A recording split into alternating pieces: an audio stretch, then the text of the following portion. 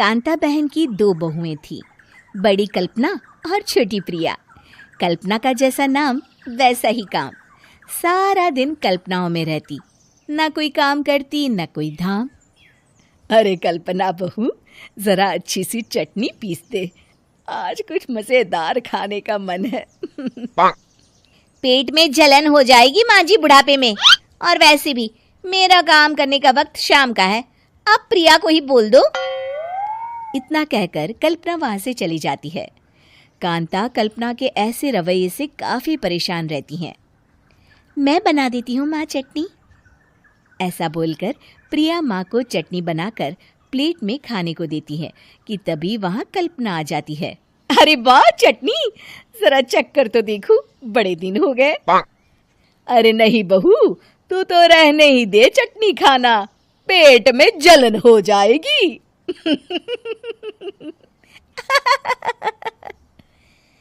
इतना कहकर कांता और प्रिया दोनों हंसने लगते हैं। कल्पना सारा दिन या तो मोबाइल में यूट्यूब देखती या फिर सोती रहती। उसका कमरा भी बिखरा और गंदा रहता।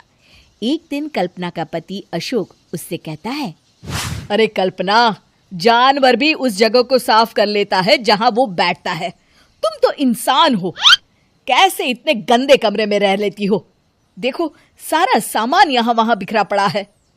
ज्यादा अपनी माँ का बोल ना बोलो। हाँ, कमरा तुम्हारा भी तो है, गंदा लग रहा है तो साफ कर लो। पता नहीं तुम्हारे साथ मैं कैसे जिंदगी बिताऊंगा। इतना कहकर अशोक वहां से चला जाता है।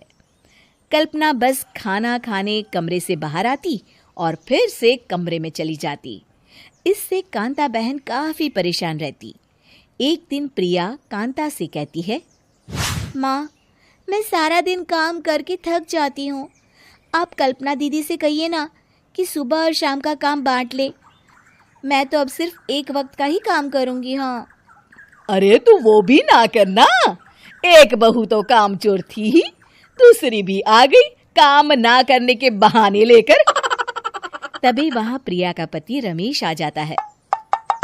माँ, मैं देख रहा हूँ भाभी कोई काम नहीं करती, प्रिया सारा दिन घर और रसोई का काम करती है, अब कुछ करो ना माँ। कांता मन में कुछ सोचती है और कल्पना के पास जाती है। कल्पना फोन पर मेकअप करना देख रही होती है। कल्पना, तुम सारा दिन बस मोबाइल देखती हो, घर का कोई काम भी कर लिया करो। प्रिया सारा दिन काम करके थक जाती है, आज से मैंने फैसला किया है, एक वक्त का काम तुम करोगी, सुबह का खाना तुम बनाओगी और रात का प्रिया। आप लोगों ने काम को हव्वा बना रखा है। अरे पता नहीं थोड़ा सा ज्यादा काम करने में आप लोग घबरा क्यों जाते हैं। और हाँ, बहुत ज्यादा प्रिया की तारीफ मत करिए मेरे सामने, बड़ी बहू तो मैं ही रहूंगी। मैं कुछ नहीं जानती, कल सुबह मुझे वक्त से खाना चाहिए, रसोई में आ जाना, वरना कल से तुझे खाना नहीं मिलेगा। अगली सुबह कल्पना रसोई में नहीं आती है।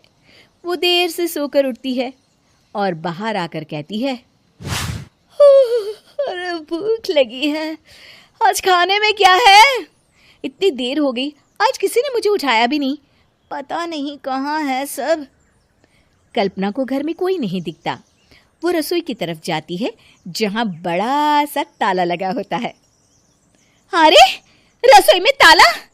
ओ, मैं तो भूल ही गई थी। माँ ने आज से सुबह का खाना मुझे बनाने को कहा था।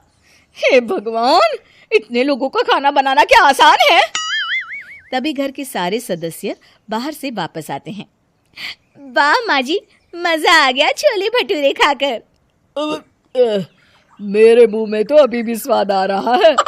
अरे कल्पना, तेरे भरोसे रहते तो हम तो भूखे ही रह जाते। कल्पना को बहुत गुस्सा आ जाता है।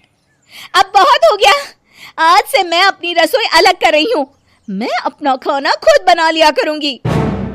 कल्पना अपनी रसोई अलग कर लेती है, पर आए दिन उसका देर से उठना और काम न करने की आदत से वो भूखी ही रह जाती थी।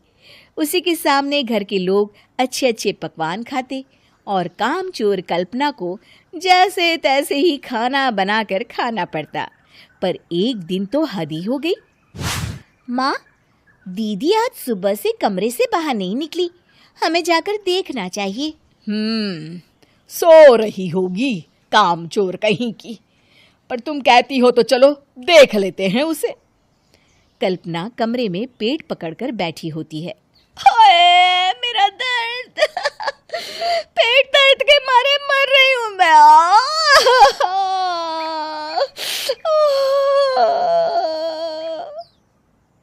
अरे दीदी क्या हुआ?